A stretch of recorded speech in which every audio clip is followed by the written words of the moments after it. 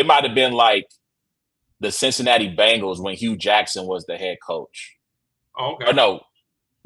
Or the Browns. The Browns when Hugh was head coach. I don't know. Either way, it's been a minute. It's been a long time since I watched Hard Knocks, bro. And so I started to watch it just to check out Caleb Williams. Like it's an undrafted lineman on the team, and so like they had like a talent night where they make the rookies get up, Singer. say who they are, sing, and like they got to tell you what their signing bonus is. So like one of the undrafted rookies is like, yeah, my name is da da da. He's from Canada. He's like, my signing bonus is $20,000. Did everybody start laughing at him?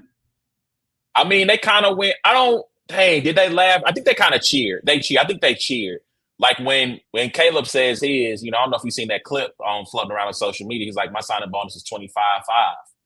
Yeah. And like Tyson Bagent is like he like started spazzing because like, I mean, 25-5 just to put your name on a piece of paper, bro. Crazy. So yeah, man. So like I was watching that and let me see if I can see what Simone Biles' net worth is. I mean, it's gotta be tens of millions of dollars, bro. I mean, it's a guess. I was wondering, I mean, obviously she's the Olympian of all Olympians, so you know what I mean? So it's just like, yo, what's the, like, what's Michael Phelps worth compared to like an NFL football player, What is so according to Sportico in 2023, she was the 9th highest earning female athlete. She made about $8.5 million before taxes. And that's kind of crazy because it is kind of it's like the 10th best wide receivers making $18 million a year. Dog. I mean, what Hollywood Brown got? What, like $3 million? Yeah. So I mean, yeah. So I mean, I know. Let me see if they got his information online. Let me see. He signed a 2-year, $4.7 million contract with the Bears.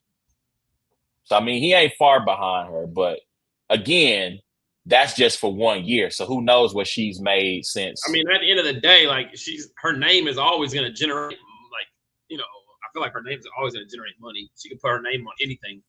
Simone Biles. Once she goes pro, and she starts doing like the little, the NBC special that I used to see, like, Dominique Dawes and some of these other women do, like she's still gonna be raking in that bread. So she's gonna be able to cash in for a bit, for a little minute. You know what I mean? So, good for her. So yeah, I think she's the breadwinner there because like I said, she's been racking up that bread a lot longer than he has. Right? She's the most famous one in the family, higher prestige, all that good stuff, So yeah, man. Let me get this little tweet thing. You've got anything interesting in the stack there that you're pulling? So my buddy told me like that Bobby Witt Jr. rookies are in 2022, and like Topps Chrome boxes are like really ones, like the good ones to get. So I'm at Walmart, and normally, like it's 2024 already. Like there's, we're a couple years removed. So normally, like the shelves only have 24, 23 or whatever. So I look up, and there's like 3 boxes of Topps Chrome 2022. So I'm like, oh snap, I don't have any Bobby Witt rookies. So I'm like, let's see what what we got. And I mean, I don't know baseball that well. Like I was actually looking at this card I just pulled because where'd it go? I didn't realize Brandon Marsh was the same rookie year as Bobby Witt. Like I thought Brandon Marsh had been around for a while. Yeah. And you're familiar with Brandon Marsh, right? Like he's real deal's lookalike. The guy that rose. Yeah. That's the guy. He had the jersey on for the Phillies, right? Old 35th anniversary, like rookie card, Brandon Marsh or whatever. So I was like, oh snap! I didn't really, I didn't realize that was the same year. So I just kind of gotta look them up, as I go. But Bobby Witt and then what's the other guy name? Julio something. Like they're like the 2 like really, really good rookies out of Seattle. Yeah, I think it's from Seattle. Yeah, Julio something. Is it Julio Rodriguez? Might be, yeah. Like they're the two main. Yeah, because he signed with the Mariners as an international free agent in 2017, made his debut in 2022. Yeah. I mean, I pulled this Chet Holmgren. It's a really fire. It's like a Tiger parallel. It's numbered to 99, but it's not a rookie card, but still, like, that's probably the best thing I pulled since I've been opening boxes today. Yesterday, I think I showed you. Like I pulled this Hollywood or not Hollywood Brown, Xavier Worthy numbered to 99 out of a box, and that's good because they actually haven't even released this year's like actual cards as far as they're not college. This is the first like ones that they released, and so there's not a lot of Xavier Worthy Chief rookies out right now. So, but yeah, getting my crack, my fix in for the day. All right. So welcome to our show, Already in Progress. I won't go through the entire opening here.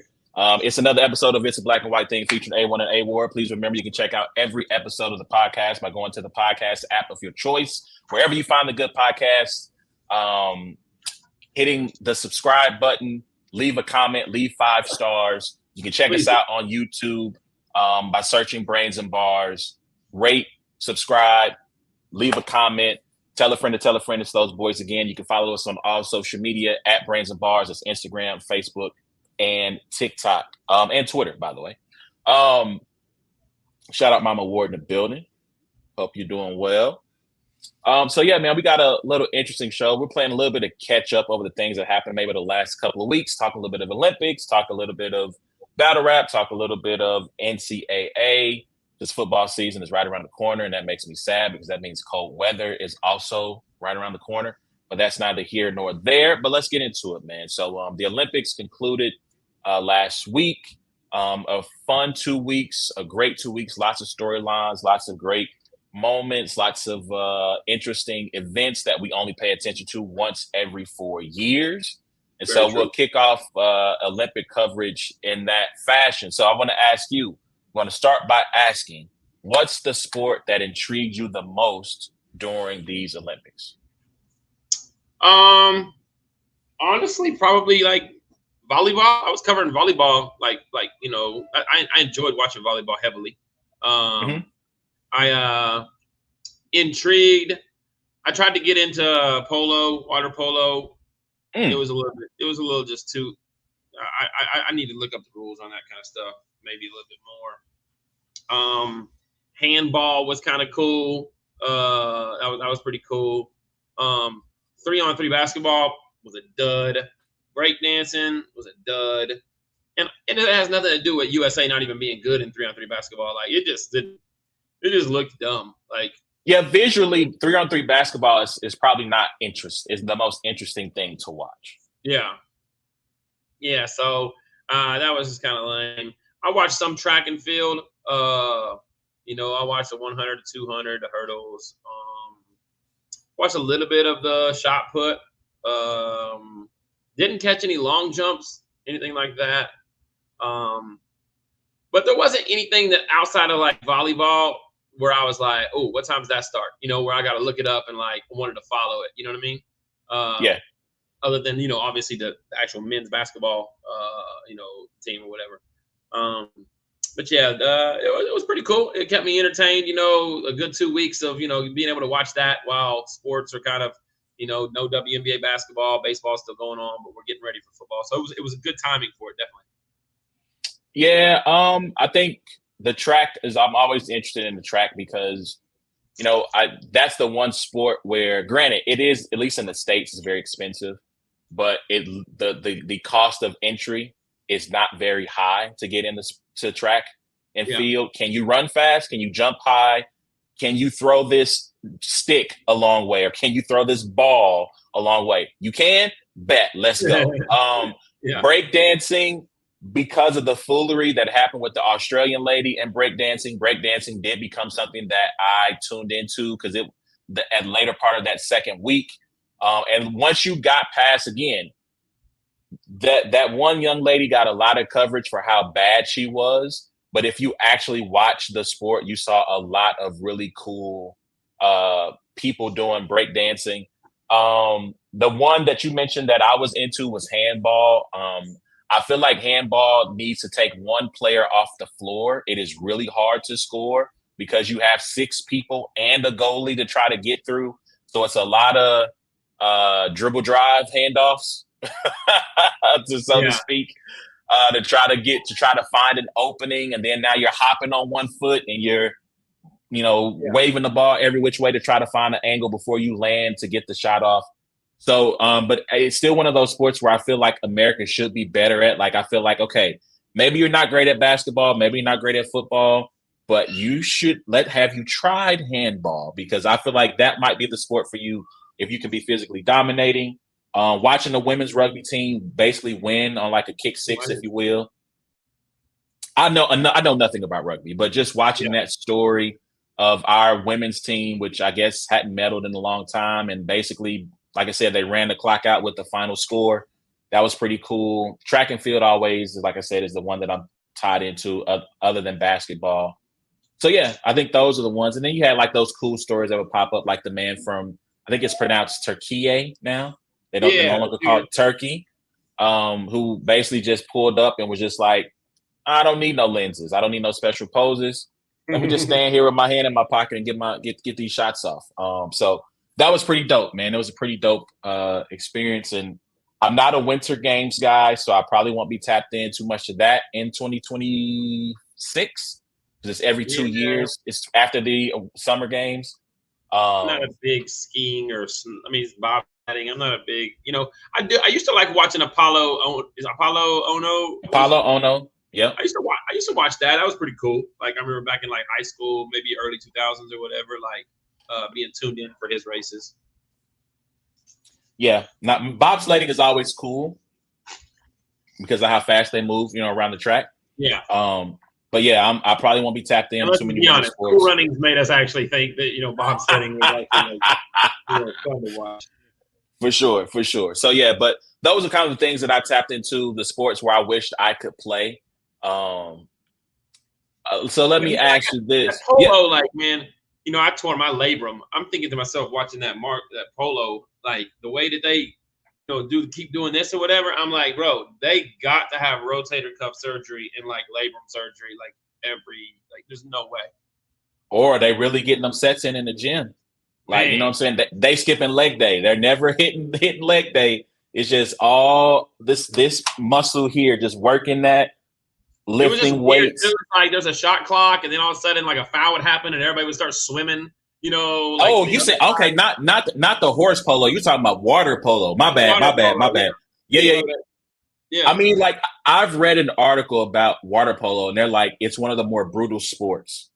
I can see that to play, because they're like, underneath the water, there's a lot of kicking, hitting, punching that's happening that you don't see beneath the surface. I can see that now. It's a freaking oh man. And so they're like, yeah, it can get pretty crazy when you're in a water polo match. So I wonder, did our women? I know they lost in the semifinals. I wanted to end up getting bronze, but yeah, man, like that. I mean, if I could swim, I probably would be more in. I enjoy watching water polo, but it's.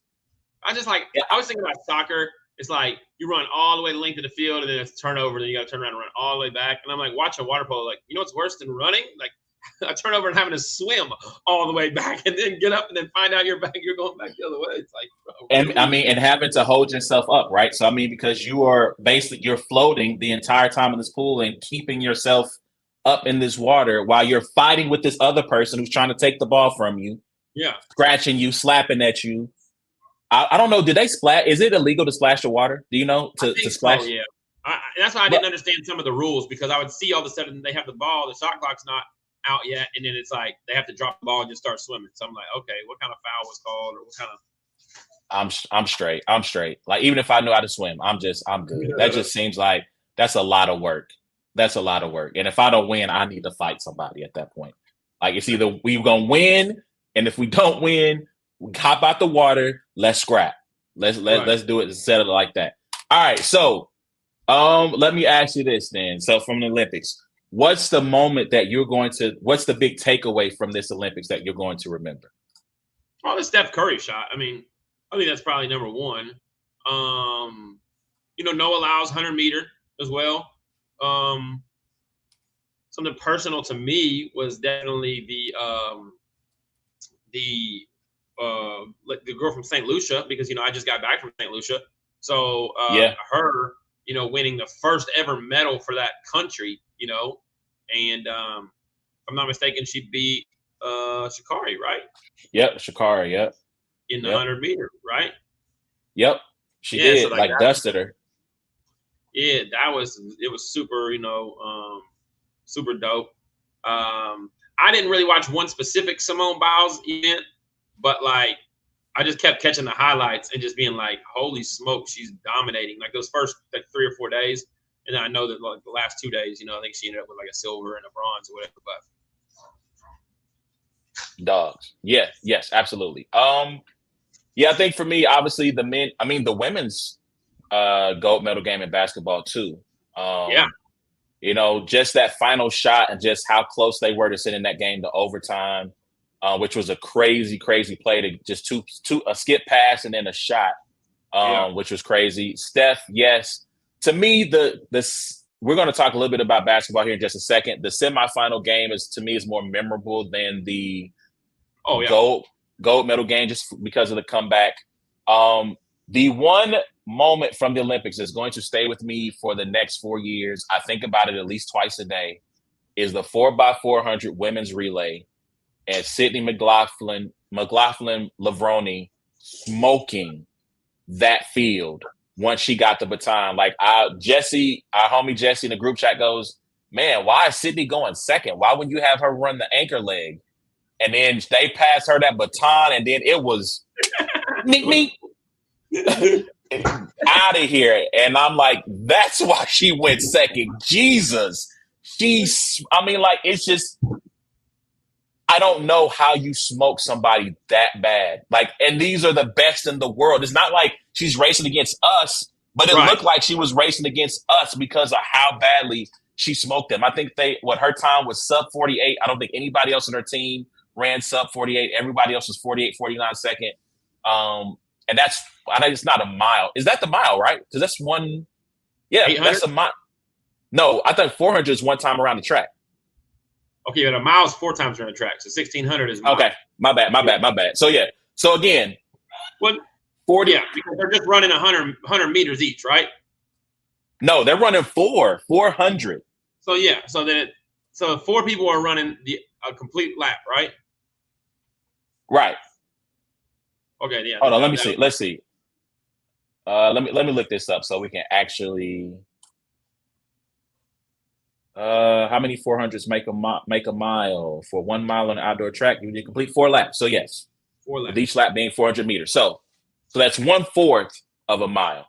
But either way, the fact that she smoked them like she did, I know they talked about her time in the hurdles, which I think she set the new world. She has the 6 fastest times ever, and she keeps resetting the world record in the 400 hurdles. And they talked about, her time with the hurdles is faster than some people run without them. And then to see her actually do it, it's like, ma'am, why don't you just run the 400 too?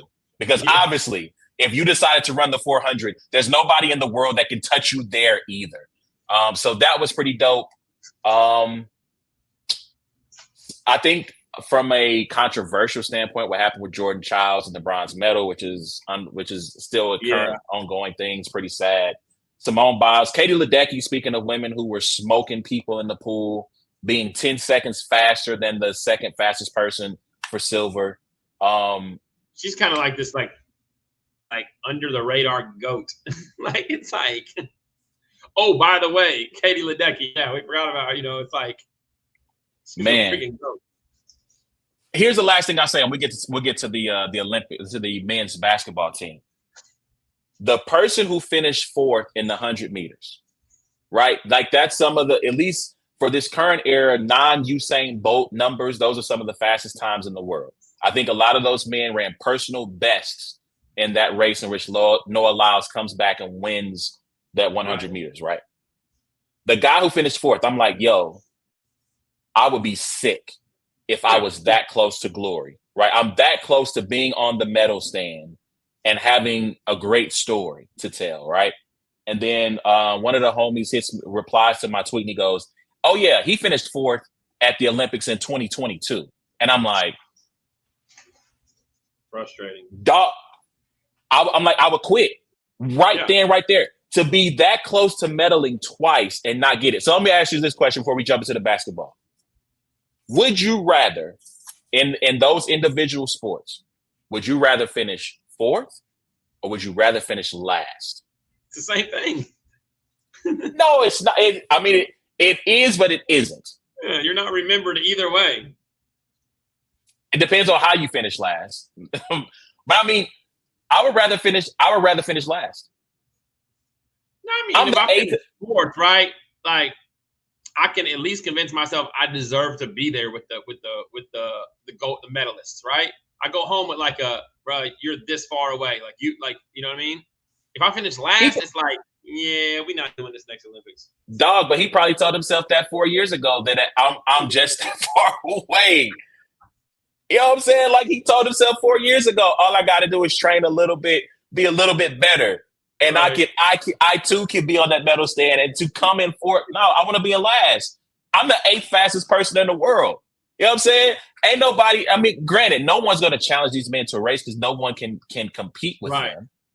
But at the same time, it's just like, bro, like the heartbreak of you only get this type of glory once every 4 years. Your clock is literally ticking. So who knows in 4 more years if this young man will even be able to compete for his country in 4 years. So, you know, he's dog. Yeah, I would rather finish 8th because I just I can't live with the pain of being that close. Hundredths of a second separating me from the podium. I couldn't do it. I'm no lie. I would probably have to be on suicide watch. Like, no lie. Like, I would be that distraught. Because I'm watching the race over and over again, hoping for, because that Laos race was so close. You gotta ask Lord, what did I do? Man, I thought Noah Lyles lost the race. And I watched it like 15 times back after it happened, expecting a different result. That's funny. Man, shout out to Mike. He says, yeah, but he can honestly feel good about finishing 4th. He was 0.1 second away from hitting the medal stand. Painful, but at least you know. I know I'm the 4th fast. I know I didn't make the medal stand. I know I didn't make the podium. That's what I know. I think that the fact that it's the second time he's missed a medal stand in context of this would you rather, that's what makes it maybe more like leaning towards 8th. The first time though, now I got confidence and I'm like, yo, I'm back. The second time I finished 4th at the second Olympics and I'm like, bro, are we serious right now? Dog. Like, I'm trying to see what homie's name is because I don't remember his name. And like, they only got the top 3. I go to Google, it's only showing me the top 3. Like, so I mean, that's what I'm saying. Like, dog, like, come on, fam. Like, come on, man. I couldn't deal with it, my guy. I could not deal with it. All right, man. Let's jump into this basketball real quick. So I don't know, Mama Ward. I hope for that young man. You know what? Third time is the charm, but unfortunately, the Olympics happens every 4 years, and 12 years is not the charm. 12 years is not the charm at all. Father Time is racing. He's in a race against Father Time, and Father Time is undefeated. He's never lost the race. Yeah, like ultimately, he wins. You're not winning it at 30. Dog, like that. Oh my gosh, man. My heart broke for him for real in real time. All right. Olympic men's basketball. They were expected to win gold. They almost for 3.5 quarters. 3.5 quarters. It didn't look good. Mike said, brother, I might have to go into coaching. Man, I wouldn't listen. This is just me. I will announce my retirement and I would never look at a track again. You couldn't pay me enough to look at a track because all I'm going to think about.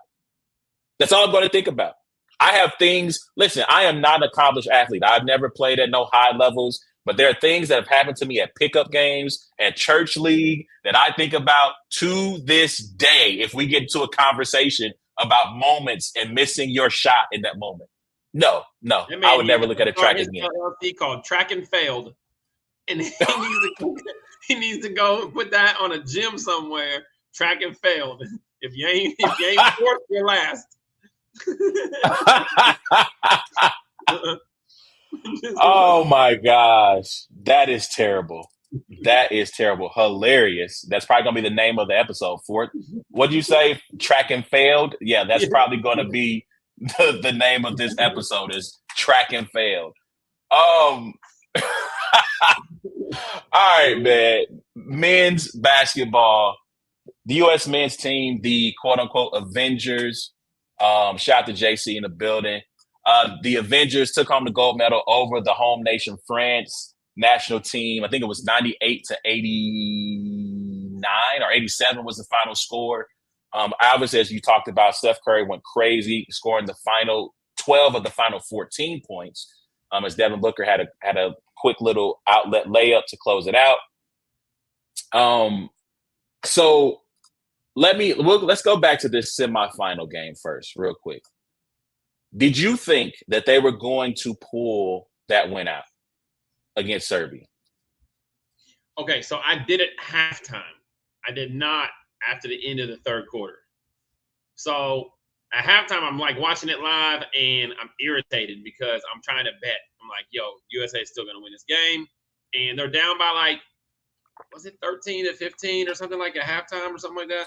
It might even have been a little bit more than that.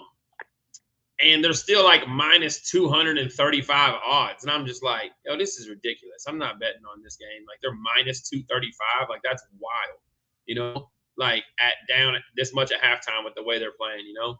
And so, so I'm like, I'm not betting on USA. Well, then at the end of the third quarter, they're down, I think by 11 or 9 or 13 at the half.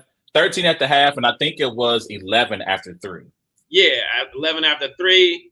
Odds got a little bit better, but you know, I'm starting to feel like, yeah, I don't know if I want to put this money on, you know, on USA to win this game because it just looked like you're playing against Serbia. You know, there's you know, some really, really good, you know, basketball players on that team. It's like, yo, this really is about to happen, you know, and you know, obviously, you know, what happened. They came back and, you know, they actually ended up covering, I think, the halftime spread. Because I think the halftime spread, they were still minus 4.5.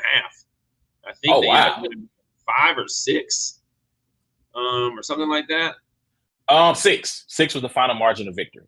Yeah. So, you know, at halftime, they were minus 235 money line, but they're like minus 4.5, like, you know, on the spread, even though But yeah, I thought, you know, Jokic, you know, like they know how to play team basketball, not too many mistakes, gonna get their buckets. It's gonna be hard to come in here and, you know, but you know, sure enough, KD, LeBron, Curry, I think Curry ended up with 30 something that time. 36. I think it was 36. Yeah, 34 or 36. Yeah.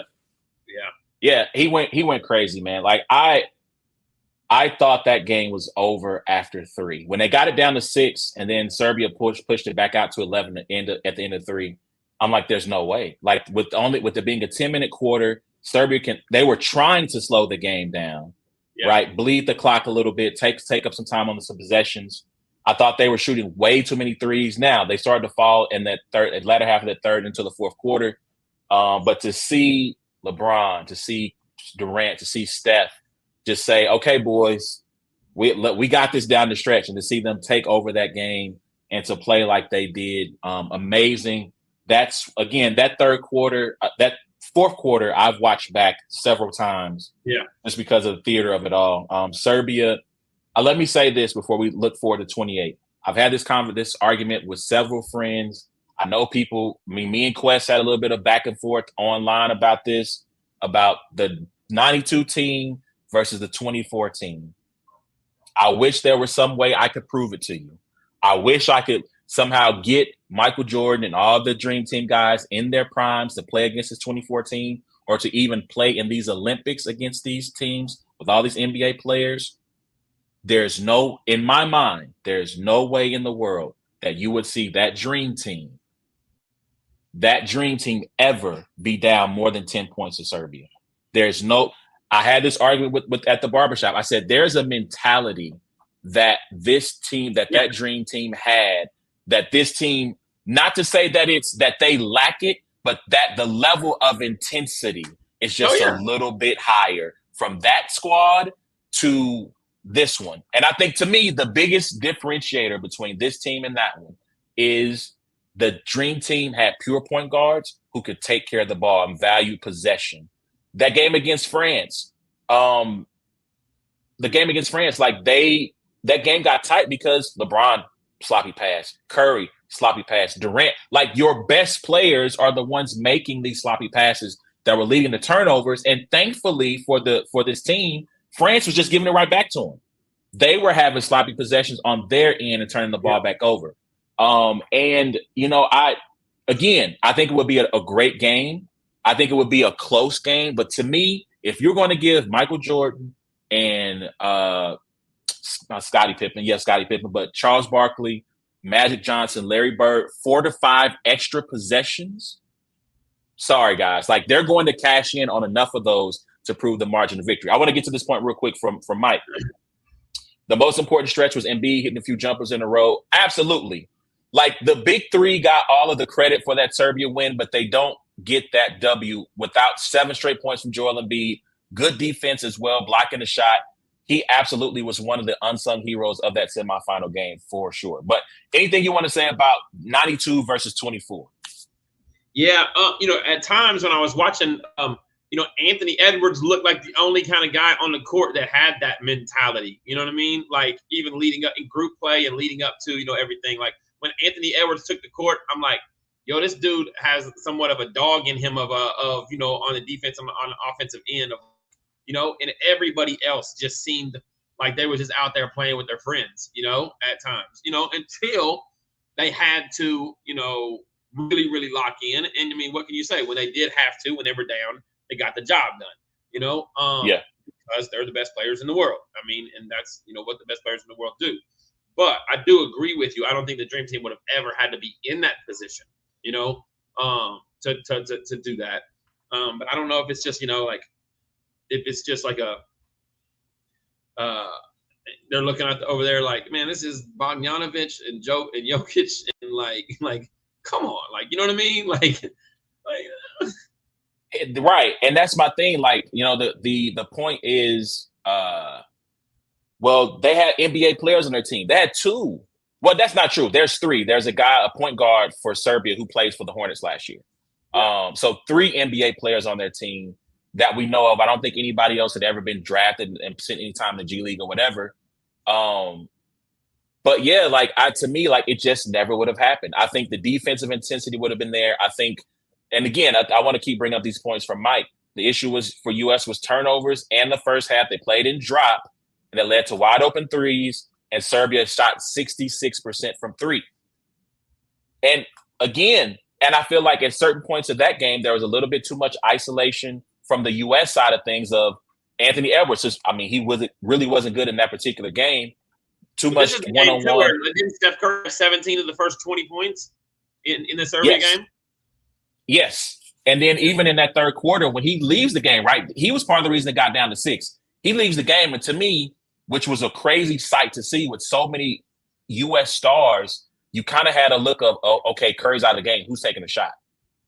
Right? They just seemed to be a little bit discombobulated offensively once he left the floor in that third quarter. So, again, they were lucky to win that game. To me, the France game was never in jeopardy once they pushed the lead out to 7, 8, 9, 10 points. It got tight at the end because, like I said, they just got sloppy with the ball down the stretch, and France made shots. And I'm going to tell you, let's last thing about this, and we can move on to talking about the potential 2018. What did you make of all the Jason Tatum talk? I think it would have been a little bit more crazy if while he was on the court, he did anything at all. I think the biggest thing about it is that, he just coming off winning NBA title and, being, having the season that he had or whatever. But at the end of the day, bro, you're on the court with other superstars, and other guys that play your position that, you know what I mean? There's going to be an odd man out, and maybe he should have got a few more minutes, but I mean, he didn't get on the court and remind us that, hey, I'm that guy. You know, I think I saw that he shot like 3 for 16 or something on jump shots. He had a couple. For 16. 0 for 16. Okay. Yeah. Nada. Yeah. So, there's that. Let me ask you this, though. Like, I mean, the 92 Dream Team is PJ Carlesimo, Mike Krzyzewski, like the coaching that they had against Steve Kerr, Mark Few. Do you think Steve Kerr actually coached a good Olympics at all? I think so, because I feel like, again, to make the point, right, they were playing in drop coverage in that first half. I feel like they changed their defensive rotations. I feel like they were a little bit tighter. So, yes, he's making these small changes here and there, right? It's knowing not to play Embiid, right? The game against France, Ego would say, oh, y'all want to boo him? He's about to play for 25 minutes and he's about to dominate, right? Because there's technically no one on the floor who has the size to deal with Embiid the paint. Embiid didn't play that much in that France game. Sitting Embiid in that second game, I think that it wasn't the Serbia game, it was South Sudan was the second game they played in group play, right? Embiid doesn't play in that game because it's not a good fit. So I feel like Steve Kerr made little adjustments here and there, right? Things that don't stick out as great coaching per se, but you have great minds on that bench. You have Kerr, you got Ty Lue, you got Mark Few, you got Eric Spoelstra, right? You have some of the best NBA minds in the game on that bench. I get it. Steve Kerr gets a bad rap, even with the Warriors, of people don't necessarily like his rotations and who gets to play and so on and so forth. To me, now here's the point I want to get back to about JT. The issue on this JT stuff is more about the DNP CDs than per se his level of play. Players around the league are legitimately pissed. I'm sorry, guys. JT got into that gold medal game, and he did not look good. It's why he came in, he played, and he went right back to the bench. And I don't think he played again after that in that second quarter. And he got like a run out dunk, but I mean, he just, he didn't look good. And this is something that somebody pointed out, and I'm going to watch this going into this NBA season. But they talked about how Jason Tatum waits for a shooter to get into his face before he takes a shot. And there was a play in that gold medal game where it was kind of like a broken play. I don't know if it was a rebound or like a fast break opportunity. He goes to the corner. They kick him the ball. He's wide open. There's no one around him. He hesitates. He waits. French defender finally comes out, hand up, running at him, and he finally takes a shot and he misses it. That might have been the last shot he took in that game. Maybe a minute later, he was back on that bench to stay. He did not play well, and he did not shoot well. And that, to me, with the length of that French team, the fact that it's a smaller court, if you don't have shooters on that floor, they can just, and with no three in the key, they can basically just camp in the paint, cut off all your driving lanes, and dare Jason to take that shot. Because they know he's 0 for 16 too. Yeah. Right? Their coaches have done their work as well. And so, to me, this is something that bears watching because of the NBA Finals. His shot was not good. I don't know if he is fighting through something, some injuries not talking about, but he had one good shooting performance from three in the Finals. The rest were abysmal. And it followed him to Paris. Just like from the jump, he's already psyched out a little bit because he didn't play early, like the DNP's early. He's already just kind of that can mess with you, right? Yeah, I mean, it can. I mean, I think it can, but I mean, you're one of the best in the world. Like, you're not on this team by accident, right? Yeah. So we're going to jump to 2028. This last point here. The flip side is he was great in the 2021 Olympics, so it wasn't a FIBA thing. You can focus on the shooting woes. He played well outside the shooting. He rebounded and defended well.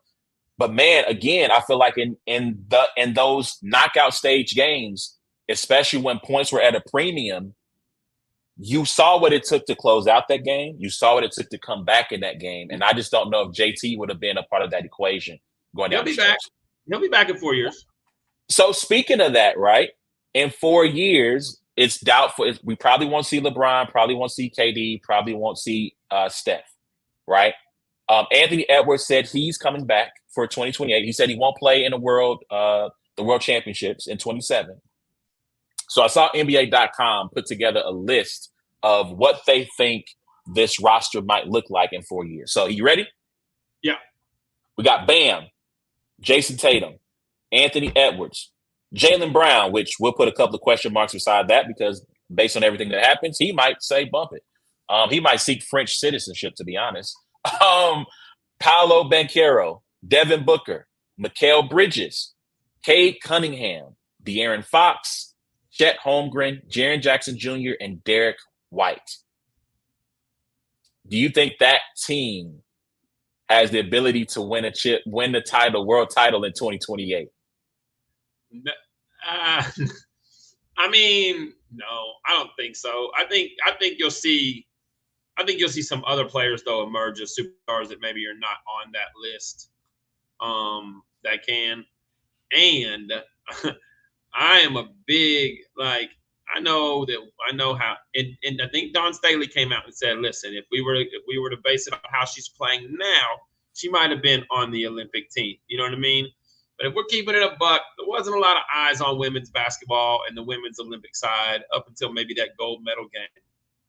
But if this kid whose last name is Flag is not on the 2028 Olympic team, I don't care if it's ratings. I don't care if he's made an all-star game. The kid's last name is Flag. The jerseys, everything, Cooper Flag will have to be on that 2028 Olympic team. So I will say this, looking at that roster, that potential roster, I really like it. And I do think it has the ability to win the gold medal. Assuming everyone's playing. I don't know why they got Derek White on there. I don't think Derek White's in 4 years is going to be as important to NBA basketball as he was just recently. Well, again, I think because you needed somebody who could be comfortable without the basketball. To me, he was. I heard Grant Hill's explanation, and it made sense. Grant Hill said we needed another lead guard who was a dog of a defender, and he's like, after Drew, he's a guy who's a dog of a defender. Jalen Brunson on there? He was hand injury. Remember, he hurt his hand in the playoffs? No. So shout out to Mike. He said Jalen Suggs, by the way. Some potential other players who could be on this team. Zion, I don't know. I mean, Zion, come on, my guy. You got to get together. Zion Williamson, Jalen Brunson. I like Ja Morant. I put Walker Kessler because Walker Kessler was on the World Championship team. And look, if Jokic plays in 4 years, there's nobody on that potential list who can guard him. And if you have to send a double team towards him, you're just opening up the rest of the floor for shooters for Serbia. To me, the player that I would like to see on the team maybe in 4 years is Scotty Barnes over maybe Mikal Bridges. Scotty Barnes is a little bit taller. He's a little bit bigger. He's got the versatility to guard 1 through 4. And if depending on small ball, maybe even the 5. He has upped his assist ratio every year. I think he started 3.3 something a game. He's up to 5 assists a game while lowering his turnover ratio. To me, he can defend. If he works on his jumper, it's improving.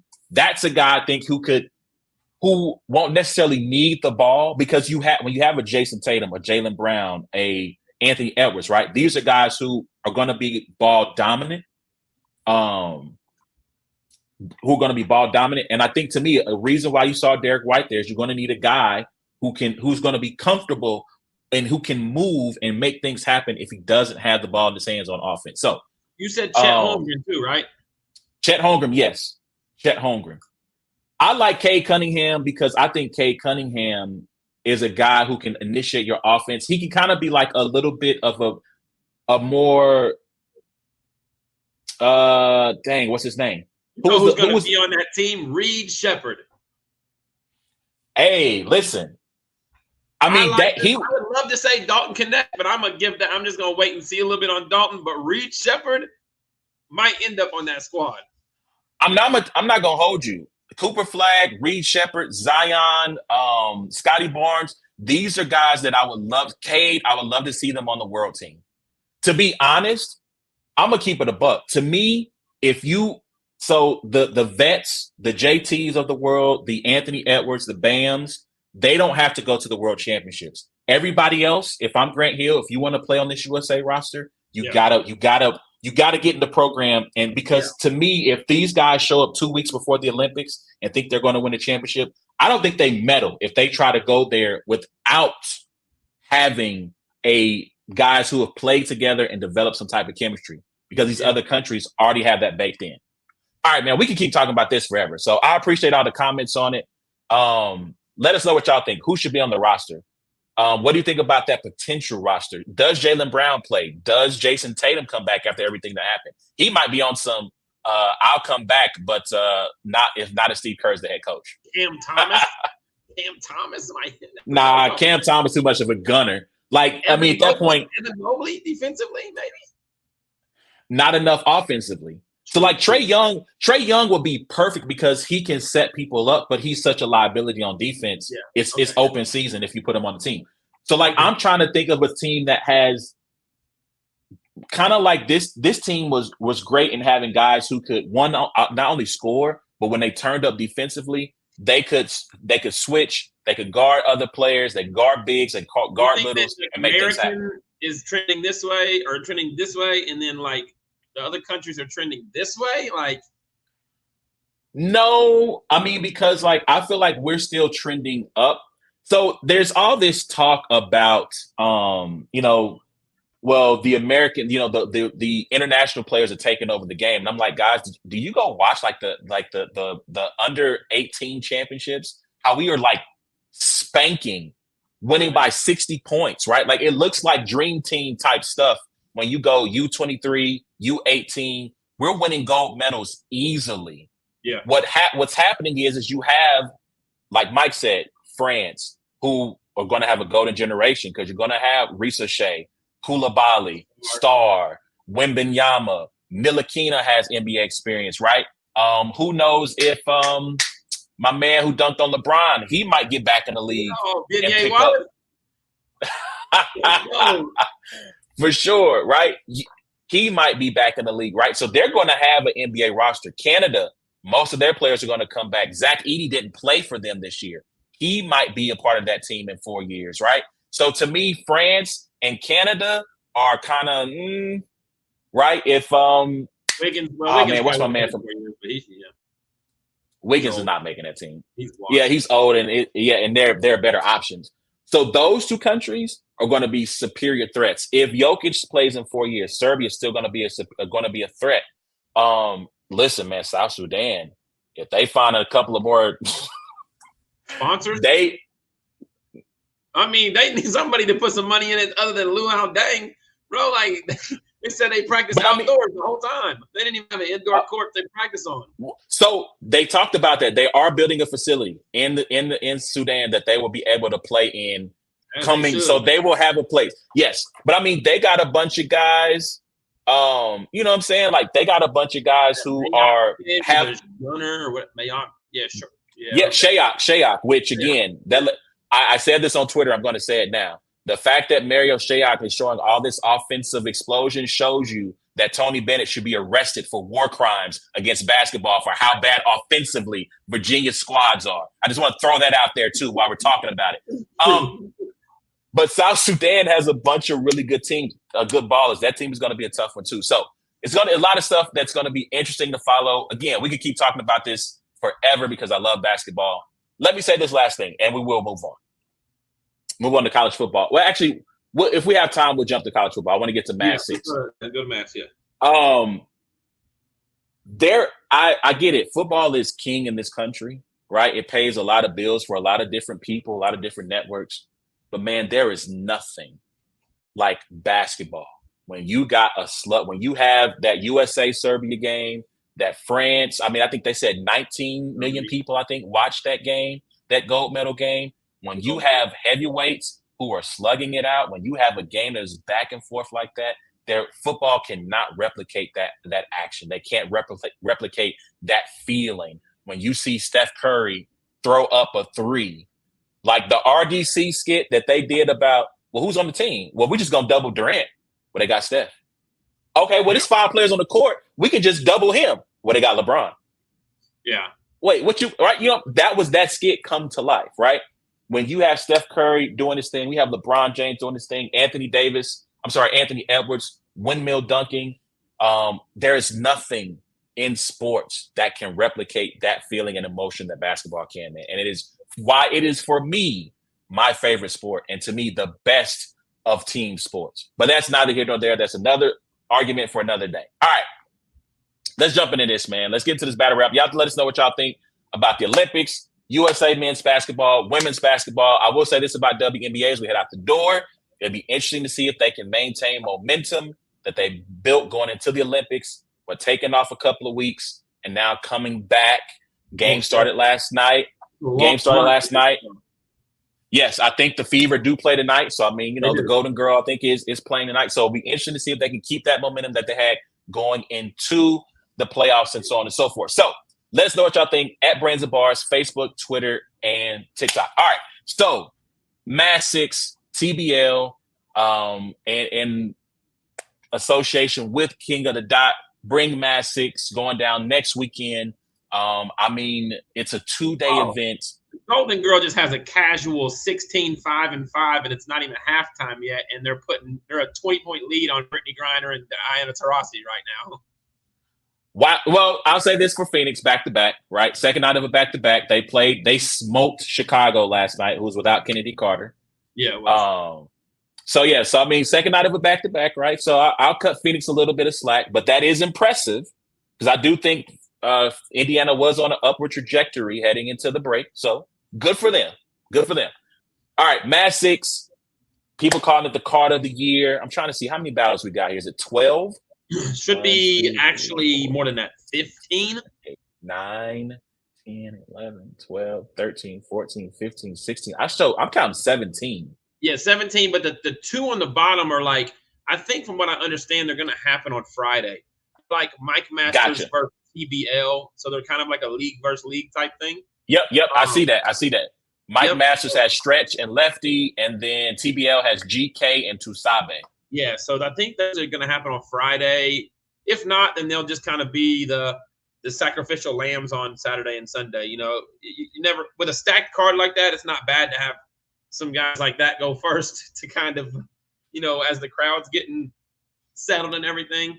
So yeah, but yeah, I think it's 15, like, you know, solid, main card. Yeah. So the way that I pulled this from Chilla, shout out to Chilla Jones. I pulled this from his Twitter page. I mean, they have right now, the way it is slated is that Mike Masters versus TBL is one on Saturday, one on Sunday, as it's slated right now. Like I said, people saying it's a card of the year. I mean, it is packed with a bunch of names that you have heard of, and some that are kind of up and coming. So I'm gonna use Death the Kid, right? Death the Kid is a name that's on the come up. Shay Rack's been around for a minute, but she's on the come up. Trying to think. I'm gonna say Pepe is a name that if you are into the culture heavily, you know it. But if you are kind of on the periphery of the culture, that's a name you may not be as familiar with. Same with E. Farrell, though E. Farrell's been around for a minute. But yeah, let's try to get into this. You know, say it again. Same with Elijah. Like, you know, if you're in the culture, you probably know Elijah. But if you're kind of on the outside of, you know, looking in, you probably, you know, you'll be interested to see that. For sure. So let's try to go through this. We're going to try to go through this. I guess be quick, but don't hurry as we talk through this card, man, because there's a lot of battles. Shout out to John Wooden. That is a John Wooden quote. Be quick, but don't hurry. All right. So Emerson Kennedy versus City Towers. How you feel like that one's going to shake out? Actually, you know, let me go day. Well, we'll go back and forth. So this is a day 2 battle. I mean, I think EK's a better battle rapper than City Towers. And City Towers had a really, really rough last battle. So there's some angles there and some different things that EK can attack on. I'm taking EK in that battle clear. So with so many battles, we'll each get 3 debatable that we can pull out to use. Right. I'm going to go debatable for this one. I do think you're right. Emerson Kennedy is the more accomplished, the better MC between the two, in my opinion. But because of what happened with City on iBattle, I do think that he is going to show up prepared, number one, and ready to rap and make a statement, number 2. So I'm going to pull out my debatable card for this particular battle because I think that, I just think City's going to show up with something to prove. But I do think it's going to be a dope battle. All right, let's keep it moving. We'll go E Farrell versus Pepe. This is a day one battle. How you call that one? Yeah, I'm taking E Farrell again, clear. I think Pepe will be pretty good. But E Farrell's from around the way. You know, he's out there. He's a crowd favorite. He's very witty. He's an iBattle legend. He says some things that you wish you wrote. Pepe will probably have more style, more rapping, more maybe some performance than him. From what I gather, and when I was told, each day is a pit environment. So Pepe might benefit a little bit more, like being in the pit with some energy. But I'm taking E Farrell clear. I'm gonna go. They just battled Loso last week in Toronto. So we're 2 weeks, 2 to 3 weeks out of him battling, and E Farrell hasn't battled in a while. So, well, dang. Well, now you just changed my mind because I was going to go Pepe, but I'll take E Farrell now that you say that. Okay, all right, cool. So switching back over, I'm going back and forth between Saturday and Sunday, people. Okay. So please, follow me here. So back to Sunday, Clone versus Death the Kid. Clone, Death the Kid. I'm going to take Clone. I think Clone's the more experienced battle rapper there. I've seen Death the Kid. I've seen a few of his battles, and he has some dope moments. But I just think Clone on a big card like that with what will probably be a bigger crowd, projection-wise, punchline-wise, performance-wise, I don't see Clone losing that battle. So I would be inclined to agree with you 99% of the time. I think here I'm going to go the 1% and take Death the Kid in the upset. I think Death the Kid, I agree with you. Death the Kid has had nice moments against bigger names, but he just hasn't been able to get the win in the consensus. And I think this is going to be that moment for him. I'm going to pick him to upset Clone 2-1. I even pick the rounds. I'm going to go first and third. I think he's going to pull the upset, and that's going to give him some positive momentum heading into the latter half of 2024. All right, let's jump to Excel versus Chef Trez. It's a day one battle. Also, Clone battles this weekend. He battles tomorrow against Super Black on Bullpen. So he'll be battling 2 weekends in a row. And so will Chef Trez. Yep, Chef Trez as well. So let's go. That makes me feel a lot better about that Death the Kid pick right there. Yeah. All right, so hold on. JC says Death needs to redeem himself after bombing against Nakim. Death is good, very good. iBattle original. Love the iBattle influence. Sorry, there's like a bunch of comments. Sorry, guys, I'm catching up here. Yeah. I'm switching back and forth. All right, so we're going to keep going. I'm going to make sure I catch our comments as we go. So, XL versus Trez. I mean, the thing about Trez battling back to back, that doesn't bother me because of how quickly Chef can. Yes, he's one of those ones where he can go and perform back-to-back weekends. I don't know the last time I've seen XL's name on the card. XL, to me, always feels like he has something to prove, which is not a bad thing. I just think that when you mix in the rebuttals, when you mix in the writing ability, I got Chef. Yeah, I got Trez as well. I just think, like you said, I just think, XL's a good writer. XL's a good rapper. And I just think as far as a battler, though, I think Chef Trez is just a better battle rapper than him. I would take Chef Trez.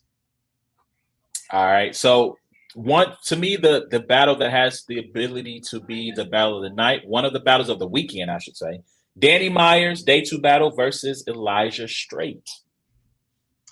Man, I'll tell you this much. Elijah Straight's been smoking him completely in the promo. Face off and the Twitter back and forth. Elijah Straight is on Danny Myers' head, and y'all up and comers take notes because he's either one doing a great job of making people want to watch this battle, or two, he's poking the bear, and Danny Myers is going to come out here and go absolutely crazy. I did my prediction for this the night on Spaces when they were doing the face off. I edged Danny Myers in the battle. I think it's some of the intangibles. It's the projection, it's the performance, it's the rebuttals, it's different things like that. Elijah is just a puncher. I mean, he's a good puncher, very good puncher. He comes up. You watch Elijah Straight and Foots, man, creative, witty type of things. I will be very interested to see, with this crowd, if he does some more angling or does some more performing or switches up anything, you know. I can't tell you what this crowd is going to be, but I can tell you what I think this crowd is going to be. And it's not going to be a Canadian Toronto blackout crowd. And it's also not going to be a Gates of the Garden OSBL where everybody's a battle rapper and we all get every punchline so we're able to react. You know what I mean? It's going to be like a mixture of, you know, like people on the East Coast that are coming to see Tay-Rock, Big K, you know, Geechee, you know, all these, you know, there's going to be a mixture of all that, fans and everything. And then King of the Dot fans that are used to coming to Massacre. So there's going to be a lot, I think, of just fans in there rather than just like lately we're having events with 10 you know, battles and 40 battle rappers and, you know, 50 fans, you know. So it'll be interesting to see their styles. But I'm taking Danny Myers in the edge. I got Elijah Straight edge. I do think the punches from Elijah, to me, granted, we're talking about guys who love to get into some back-to-back punching. I think that Elijah's are going to be a little bit better than Danny's. I think he is riding a wave of momentum from the Foots battle. I feel like he's one of these people who has something to prove as well. I'm trying to think when he battled Appa, 3-round battle on iBattle. I know he had just gone through some things there, and I feel like since that moment, I feel like he's kind of been on this path of proving a point. He was one of the original, like the first Crucible winners, right? I think he was part of that first Crucible class. He didn't win, I can't remember. No. But I mean, he was a part of it. He didn't win it, but he's a part of that Crucible class. So I think, you know, there was obviously some nitty comparisons early on. Things kind of tailed off, and I think he's going to be one of those battlers with a point to prove. Shout out to JC. Danny's losing every battle he's in until he stops running from his brace friend. And Mike Masker says crowds are usually a mix of battle rap fans, but there's a lot more general public fans who it might be their first or second time at an event, which always creates a different style of crowd. That's very interesting. Very interesting. All right. Next on the list, Real Deal versus Mike P. Man, this will probably be the one that I take my first debatable on. I think this has possibility of being a battle of the weekend, you know, maybe top 4, top 5 battle of the weekend. Two very different styles, two guys that really want to win the battle, you know, and I think that's the big thing too, is Mike P really wants to take Real Deal's head off. Real Deal really wants to take Mike P's head off, you know, like there's not really personal beef, but there's definitely professional beef there, like in how they both do each other. And that's always dope when you finally can put that matchup together. So I'm going to call this one a debatable. If I had to lean a certain way, Real Deal don't lose on Massacre. You know, I think he won the chain on Massacre. You know, he defended it. You know, like Real Deal's got a good record out there. But I'm just going to take it as a debatable. All right. So, you know, I am trying to become let me stop. So before I say that, Mike P, I think since he has decided to battle other places other than URL, I think it's been really, really good. I think his performance against Rosenberg was dope. And so I could use my second debatable of the night on this one. However, I'm trying to become not so fast, my friend. I'm trying to become a part of the Drosy Street team. It's facts. So, with that being said, Real Deal 30. Clear. What are we talking about? Jay Moore voice. You know? That's what's up. Real Deal 2-1, I think. Mike P could also have performance of a night. This is a crazy battle. I forgot about the fact that they've had back and forth. So that, you're right. I think that's going to make for a really locked in battle from both sides. So, yes, this definitely does have performance of the night material or potential. All right, next up, day 2, Yoshi G versus Chirac, excuse me. I'm going to take, I guess, I don't know if it's considered an upset, but I'm taking Chirac. I'm taking Chirac in this battle. Pit style, probably going to be a few hundred fans. And I think maybe Chirac, I've seen her battle a couple times. I think that she's got a little bit more aggression, a little bit more projection than Yoshi. I think she might be able to squeak out the win.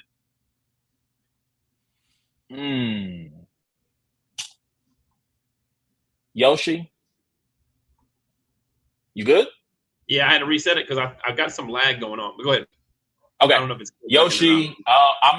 Yoshi. I don't know you. So first of all, let me say hello. My name is A1. Battle rap fan for about 7 years. Someone who roots for you to do well. And so I would like to, let's say, get to know you on a casual level. Let's make sure we make that clear as this is going out over the internet. So with that being said, I'm going to take Yoshi G over Chirac in this battle. Now, if you would like to get to know JC on a more personal level, I'll be happy to make that introduction for you. Shout out to the homie Jesse in the building. All right, next battle is yours. Thesaurus versus A Ward, day one. How do you call your battle, sir? I'm definitely using my second debatable since I just finished my first round. And I got 2 more rounds to write. So this is my second debatable choice. No, I'm excited. Obviously, Thesaurus is one of the first battle rappers I ever watched. Watching the jump off on demand, Script Tower, table on demand, going and watching these battles, these 2-on-2s and different things like that. Just a long time coming. He's been a pillar of battle rap in so many different eras, and just to be able to kind of lock in with him on King of the Dot, Premier League, on Massacre, a premier card against Thesaurus, a premier opponent. It's just a blessing, man. It's a blessing, and I don't take a lot of that for granted anymore. When I stood in front of Reed Dollaz the first time, I was like, just my inner battle rap fan was just, and it's going to be the same way standing in front of Thesaurus. So I'm excited. Yeah. So I got you 2-1 in this battle. I think it's going to be this has the battle of the night potential. Like you said, I watched your interview with 3 Letterman, and I think that your level of respect for Thesaurus is high. And I think that we're going to see one of the best A-Wards we've seen all year. I think we're going to get a great Thesaurus, and I think it's going to be a great battle. I just want to say one thing, right? JC says, sure, on a casual level, my behind. Let me tell you something. You see this? That's 18. That's 18 years, my friend. My marriage is old enough to my 18 years. 18 years. My marriage is old enough to vote in this election, my friend. So yes, everything with me with women that aren't my wife is casual, very casual, like blazers, slacks, and some Birkenstocks, casual. So. All right, man, let's keep it moving. All right, next battle on the card. Real Sick versus Charlie Clips. This is a day 2 battle. I'm taking Real Sick. I think this crowd will be really good for Real Sick. I think he's obviously incredible. And Charlie Clips, coming off the easy to block Captain Win. He could ride out that win for a couple more years and just be Charlie Clips for the next 18 months and then come back and, do it all again. So I feel like Clips is there. I heard, I don't know if it's true or not, but somebody said like he owed King of the Dot a battle or something like that. And then, this is, and so, when you owe somebody a battle, I don't know if it's true or not, but I mean, I saw that. I was like, I hope not. Cause then you'll get kind of, middle of the road Clips, but like Real Sick is a guy that will like send you to the upper realm, so it's like if you don't come prepared, like nobody wants to be that embarrassed. So maybe it'll be a good battle, but I got Real Sick clear. I got Real Sick 30. Like you said, Charlie Clips is like the father who shows up once a year for his children. Get you the best Christmas present. And he showed up versus Easy the Block Captain to do work. And now he can be Clips now for like you said, the next 18 months. And then once we've all written him off for the 100th time, he's going to get a battle versus somebody, Twerk versus Clips 2 or something. And everybody's going to go, yeah, he's going to smoke him. He's going to die. And then we're going to get a great Clips. Pardon the pun. So I think, I got Real Sick 30. I hope Clips proves me wrong. And if this rumor about him owing a battle is true, Clips Sick 40 if he wins the coin toss. All right, let's move on to the next one. Let's get into Sharon versus 40. This is a very interesting but unorthodox battle for me. Sharon versus 40 Bars. Yeah, it's going to be definitely interesting. You know, Sharon's like high energy, high projection, high powered, you know, punches back to back. 40's a little bit more meticulous, lower tone, a little bit more of a rider. It's going to be very interesting to see. I don't know if 40 can outright the relentlessness that in which is about to happen, you know, with Sharon. You know, especially in the building, you know what I mean? I think Sharon is gonna win in the building. Maybe on camera it's a little closer, but I would take Sharon. I have no idea what the heck 40 is going to say to Sharon.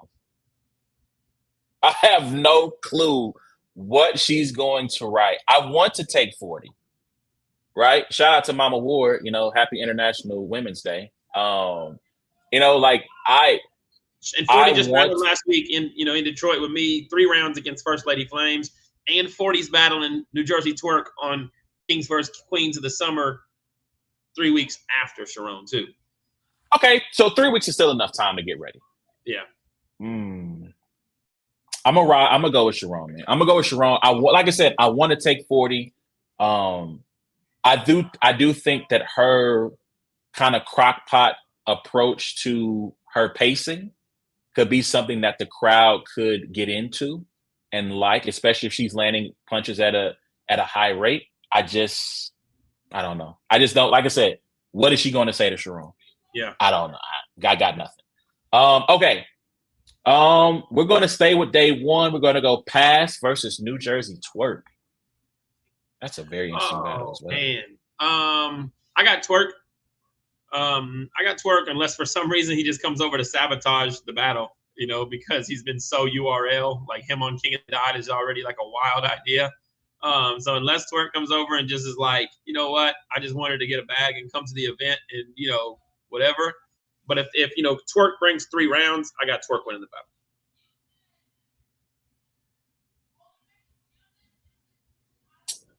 I find myself kind of on the same line of thinking similarly to the last battle. I don't know what Pass is going to say to Twerk. What are you going to say? I mean, he's going to rap very well. He's going to get into those pockets, those impressive pockets and stuff like that. That is true. That is true. That is true. Respectfully, yes, absolutely. At the end of the day, it's just like, you know, Pass is going to be himself, and Pass is a legend in his own right for what he does. How we judge battle rap these days, like if Twerk hits him with 3 or 4 heavy haymakers each round, it's going to be very difficult, you know, for Pass's style to win that battle. And I guess that's my thing, right? If we get and to me, I do think we will get a locked in Twerk. I think we're going to get a prepared Twerk. I think he's going to name flip Pass 5 different ways from Sunday, right? And like you said, it's his first time on King of the Dot, debut. Like you said, people are going to be there to see him. I just don't know, man. I don't know what Pass is going to say that's going to beat the like you said, 2 to 3 bombs around that he's going to land. And then what happens when the little aftershocks of the ones that aren't as big as that, but are still like a quotable land. So again, I hope I'm wrong. I think this could be a great battle. Pass 2-1. I think Pass is ready to do his thing. We've seen that at Masker event, Rome versus Goods at Match 1 was that exact scenario. Right. Nah, I'm sorry. There's no such thing as Goods performing being the exact same scenario as Twerk. Twerk's the most dangerous battle rapper in the world when he's bombing on okay. You. That's what okay. He clarified. Yeah. Goods literally just grabbed a bag and bounced. Oh, okay, yeah. So yeah, I mean, and that's what I'm thinking. Like, you know, Twerk's got Kings vs. Queens of the Summer coming up on URL. If it's possible, Twerk goes in and grabs a bag and bounces. You know, as far as I know, like all of these contracts are saying 90-second rounds, the 2-minute cap. Like my contract says 90-second rounds, 2-minute cap. I talked to Frack. Frack said his contract says 90-second rounds, 2-minute cap. You know, so I'm thinking a lot of these battles are 90-second round, 2-minute cap. Now, is anybody gonna only rap 90 seconds to 2 minutes? I don't know, but Twerk could be the kind of guy that goes in there and raps 90 seconds. You know what I mean? And, you know, we're looking at a little bit different battle. I mean, but to me, that just gives him the ability to stack more punches back to back. Yeah. And that can sometimes with Twerk, that can be a bad thing, right? Because they're always a big deal, man. They're just, I mean, you know, when he misses, yeah. All right, let's keep it moving. All right, Frack versus John and Don. I predicted this one on 3 Letterman the other day. I took John.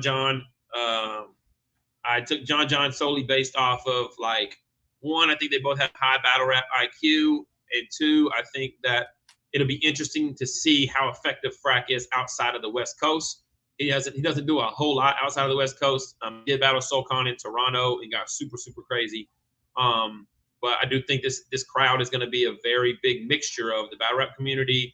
You're going to see a lot of these East Coast leagues that, you know, Gates of the Gardens, the OSBLs, they're not far from there. You know, the following of these battle rappers to come see Tay Rock, to come see Big K, Virginia, you know, all these different types of people coming in to see Yoshi and Chirac and Geechee and stuff. It's going to be a very diverse crowd. To me, John has the more experience, you know, dealing with that, and that gave me the edge. I'm going to edge John in the battle again, just the same as I said on 3 Letterman. So I feel like John is trying to LaBradford Smith Frack. For those who may not understand that reference, Michael Jordan once invented a slight against LaBradford Smith of the then Bullets, Washington Bullets, to motivate himself to go out and destroy them. But he didn't have a really good performance that night. So he made up that LaBradford Smith said, talk crazy to him in order to motivate himself to win the battle. And I feel like on some level, John is trying to invent reasons why he's being downplayed. What can I say to Frack? My career's over.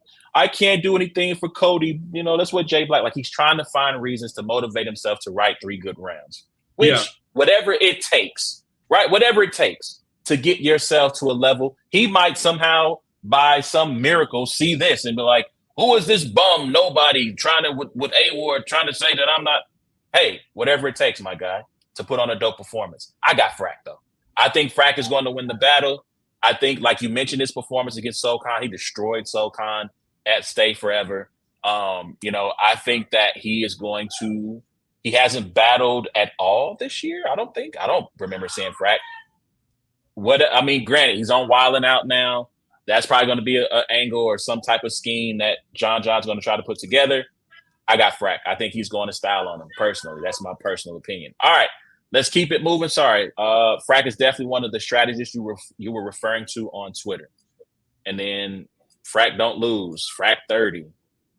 I mean, hey, sorry. Sorry, John. Your mama say Frack don't lose. That's wild. Hey, yo, don't ever put that comment back on my screen ever again. Get that comment off. Oh, that's hilarious. All right. So we're now headed to almost at the main events. All right, Chilla Jones versus T-Rex. Yeah, I got Chilla clear. I think Rex will be good. I think Rex will be good for a round and a half. Rare form Rex. You know, I love watching Rex battle. I even loved watching Rex battle against Big K on GTX. I thought he was like cooking at times and stuff. Man, Rex is incredible. I just think Chilla at home on Massacre, you know, hasn't really had a battle in a long time that he really like wanted per se. You know what I mean? And I think that he's approaching this battle like he wants to get really, really busy. So I'm taking Chilla. Even on even without my application for the Drozy Street team pending, I got Chilla Jones clear in this battle.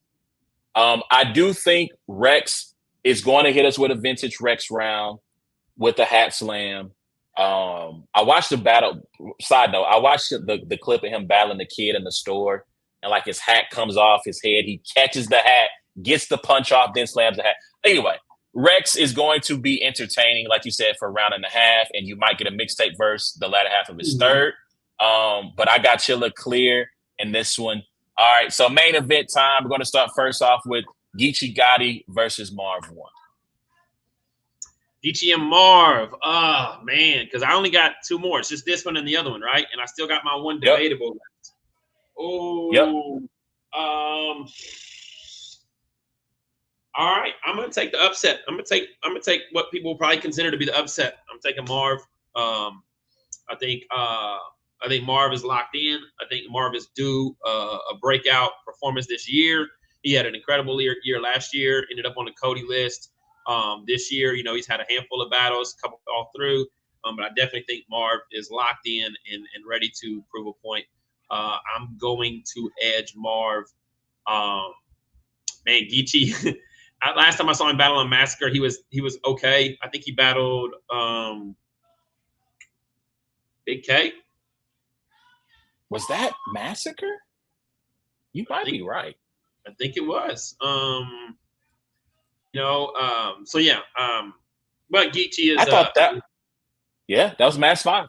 Geechee's a professional, man, and he's going to be really good, and he's going to be able to like control the crowd and do different things. But the one thing about Marv is Marv is like his aura. People sleep on Marv's aura, like he's one of them ones in all eras, in all types of stages, in all types of environments. You walk into a URL event, walk into a King of Dot event, walk into a whatever. Marv is he translates, everywhere. Yes. So shout out to Geechee Gotti, man. Obviously I met Geechee for the first time. Geechee Ward won. We shook hands. He got me. I told this story on the show before. He got me blocked by Mark Driscoll by including my name in some tweets. But I feel like every time I see him, he greets me as if he remembers me, right? And maybe he doesn't. Maybe that's just him being hospitable, right? So always salute, go out to ride events. I've been to 2 or 3 at this point. It's always love when I see him.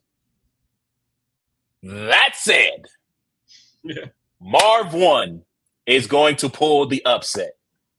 He's going to win this battle. This is a battle that people, I think when it got announced, I saw a bunch of Geechee 30, Geechee clear. What is Marv going to do with this? Marv is past his prime.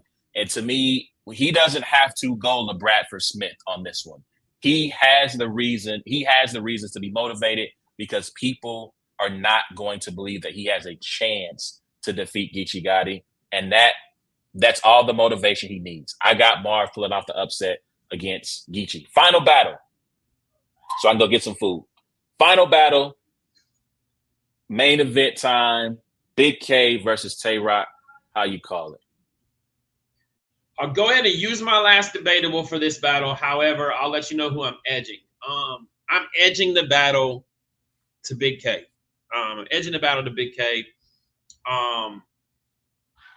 Tay Rock, obviously, all year has just not lost, clearly. Even in battles that I thought he lost clearly against me, the culture kind of just refuses to, have him lose clearly. But it's also because he's always showing up with high-powered rounds. He performs at a high level. He's Tay Rock. He has one round of battle that's usually just really, really good. Like head and shoulders above the other two. I think that it turns into a debatable battle that, a lot of people have Big K winning, but not enough damage done to Tay Rock to take him off of what is considered to be, him as a shoe-in for champion of the year this year. There's some guys that got a lot of work to do, myself included. I probably put myself at top 15 right now, in those rankings with what my resume is right now. But yeah, so I think it's I'm edging Big K on the battle. However, I think Rock puts on. I think they have a really good battle. I think the fans are happy. Be interested to see the time limits on this one. Big K likes to stick to time limits and doesn't wrap too much over. Tay Rock likes to pretend like they don't exist. And he can write, man. He can write a 3.5, 4 minute round like it's nothing. So I am going to go with my debatable. I only use one. This is my second one.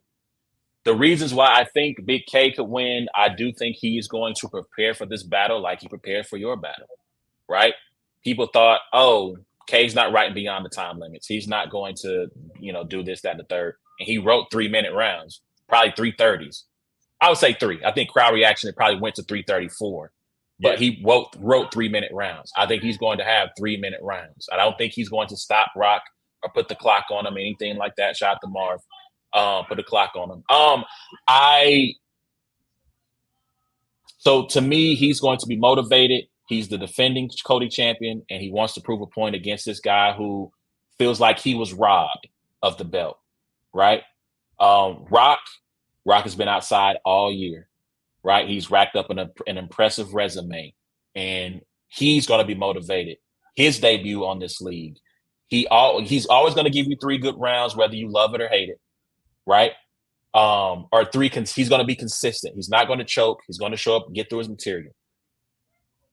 So I can't pick a winner. I mean, again, they both have something to prove in this battle, and I am taking the cop out. So I don't know. Like way to end the segment on such a highly anticipated. I should have went last. Yeah, I wish I had a better answer. I just don't know who. They both have reasons, right, to be at their best. I guess gun to my head, I'll take K2-1. Take K2-1. Cool. I do want to end on this note, though. Shout out to Cola from Black Compass. There was a Spaces maybe last night or Wednesday night. I think it was Wednesday night. And he was talking about all the various going-ons within battle rap that's happened this week. And he talked about a reset within the culture. And he gave you props. And he said, he made he probably went a little bit too far from a biblical standpoint, but he made a messianic analogy of saying Ward took a beating for all these new rappers to see that you don't need to stick to one league in order to make it, that you can go to. Compare me to Jesus? He said he said I'm not trying to be too biblical here, but he's like, he was like, he took a beating, he got killed. He didn't say crucified, he didn't go all the way, but he said he got killed for not going to URL, right? For not going to this one league that everybody said in order to solidify yourself, you had to go there. And he's like, now you see these new battlers that are performing on the trenches, on a Riot, on a TBL, King of the Dot, right? Moving around and making these moves and solidifying themselves in that way, right? I say that to say this. Shout out to Rock. Tay Rock has been outside a lot this year. The last 18 months, if you will.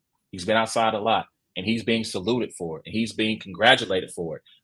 In the eyes of more than a few, they feel like based on him being outside and the consistency of him being outside, that alone should win him the Cody Award. And I say all that to say this. You also laid that blueprint, not just you, right? There are others like Danny Myers, Geechee, who are outside a lot, battling on various leagues of various sizes, but that's not true.